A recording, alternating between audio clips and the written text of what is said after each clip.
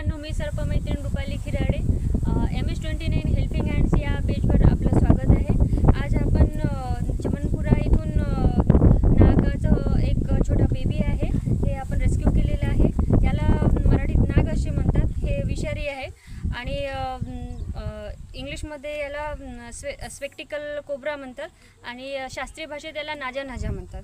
तर आपल्याला इथे हे कुठेही आढळल्यास सर्पमित्रांना कॉल करून आपण रेस्क्यू करून घेऊन जायचे सांगावे।